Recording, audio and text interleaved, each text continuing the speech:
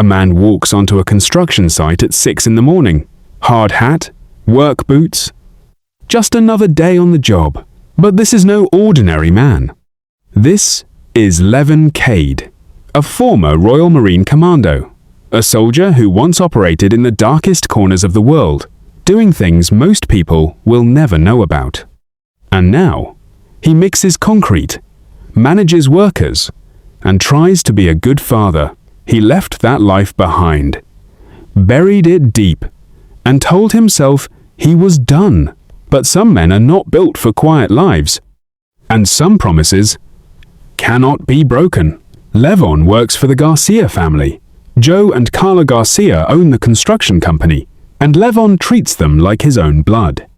He is fair, he is tough, and every single worker on that site respects him. One morning, a group of loan sharks show up at the site, roughing up one of the younger workers who owes them money. Levon watches for a moment, then calmly asks them to leave. They laugh at him.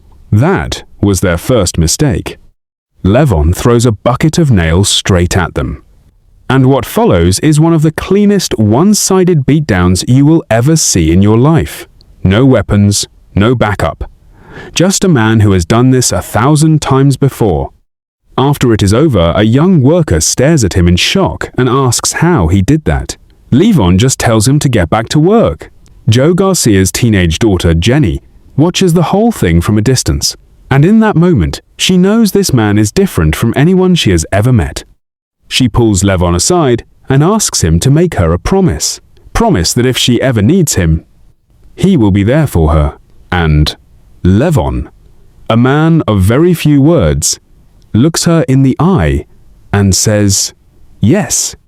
But Levon has his own battles going on at the same time. His wife took her own life while they were both serving overseas. And now his young daughter Mary is living with her wealthy grandfather Jordan, who blames Levon for everything that went wrong. Jordan has expensive lawyers and all the money in the world to keep Mary away from her father. Levon has the truth. But truth alone does not win custody cases. He shows up to every hearing, fights every battle, and refuses to give up on his daughter.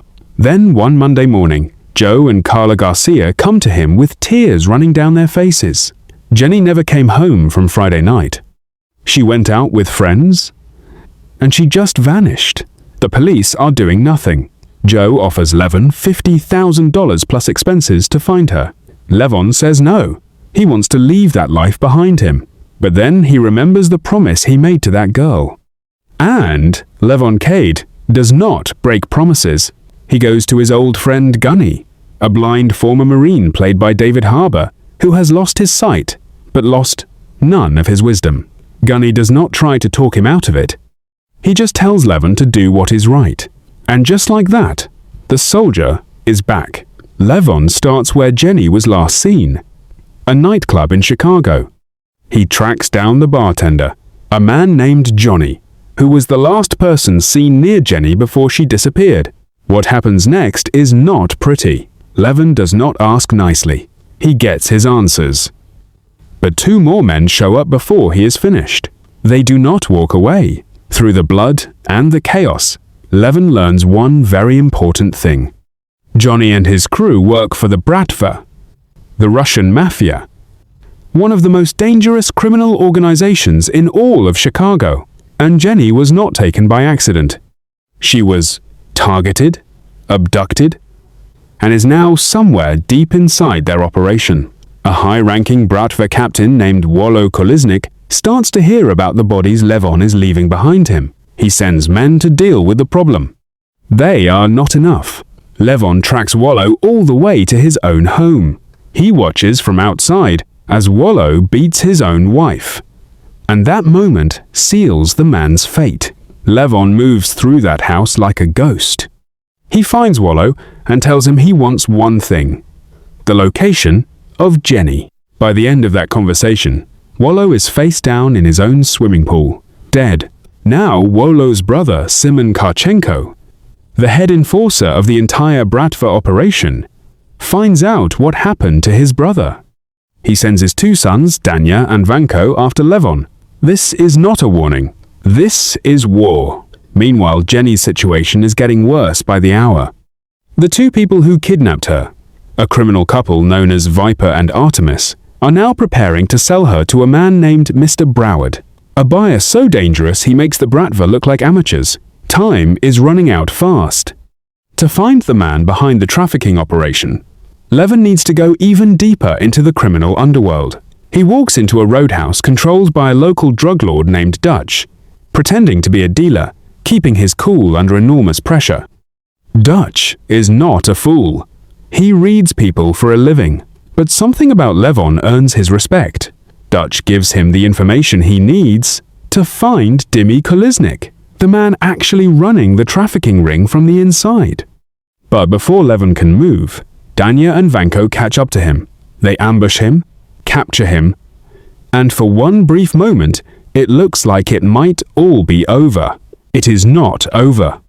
What Levon does to get out of that situation is the kind of thing that makes men in that world go quiet when his name comes up. He escapes, and he makes sure Simon feels it personally.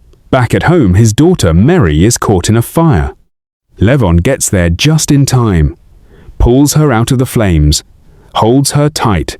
For that one moment, the soldier disappears and all you see is a father. But he cannot stop now. Jenny is running out of time. She tries to fight back against Viper and Artemis on her own. She is brave, and she is fierce. But they are professionals. She is recaptured, and corrupt police officers on the Bratva payroll bring her straight back to the compound before anyone can reach her. Now Levon knows exactly where she is being held. A heavily guarded compound full of Bratva soldiers and traffickers who have no idea what is about to walk through their door. He does not call for backup. He does not make a plan B. He just goes in. What follows is one of the most brutal and relentless action sequences of 2025. Room by room, floor by floor. Levon moves through that compound like a man who was built for exactly this moment. He finds Dimi and ends the trafficking operation from the inside out. Viper and Artemis make their final stand. And Jenny, the same girl who once watched Levon throw a bucket of nails at loan sharks on a construction site, fights alongside him in those final moments. Together, they get out. Jenny is brought home to Joe and Carla Garcia. There are no words for what that reunion looks like. Just a family holding each other and breathing again. And Levon, he is not looking for a thank you. He goes back to what matters most.